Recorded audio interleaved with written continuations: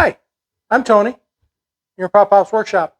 Today I want to talk a little bit about accuracy, how accurate is necessary for woodworking, really. I just got a little double square from Taylor Tools, and like it's a benchmark, and fits very nicely in my cat's Moses apron. But in the packaging, it said it's accurate for the length of the tool to 2/1000ths of an inch, and that's crazy. But first, I want to talk about how I checked it to see just how accurate this was, and I'll bring you in on the camera here just to talk about how accurate, how I checked the accuracy.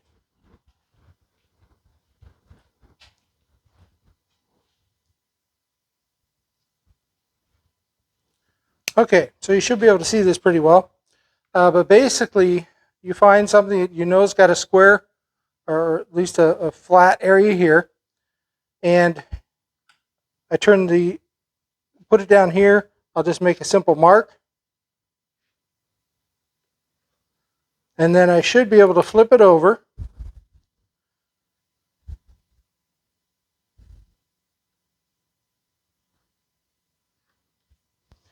And you can see that line runs the same. I tested it earlier to see.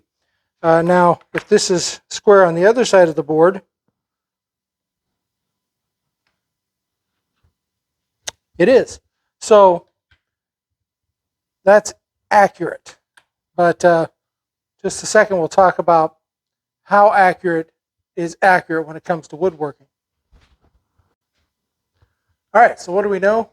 We know this is more than adequate at 2/1000ths of an inch tolerance to do what I need to do in the shop, and probably always will be. Now, there are other tools that are more accurate, and maybe for my own peace of mind at some point, I want to buy some of those. Nice wall of woodpecker tools might look great in my shop, and the extra tolerance might be helpful for me up here to know that I'm working with the best that I can. But I also have to try to rein that in, knowing that the tool can be much more perfect, but the material, the wood, is going to move way more than 2/1000ths of an inch between my shop and where it ends up in somebody's home, which could be in this town, another state, maybe someday another country. Wherever that is, tolerances on my square really won't matter when we think about how much that wood's going to move over time. So being balanced, recognizing that perfection in an imperfect material is never really attainable. But why do we work with wood? What is it about the wood? Isn't it the strange grain patterns, the ambrosia, the spalting, the quilting, bird's eye? Aren't those all things that we look for in wood? But technically, doesn't that make the wood imperfect? Absolutely. But it gives it character. And that's what we're really after as woodworkers. We want a product that's built square, true, and accurate, absolutely. But perfectly imperfect is probably what we're really looking for. So, thank you everybody for watching. Appreciate that you do.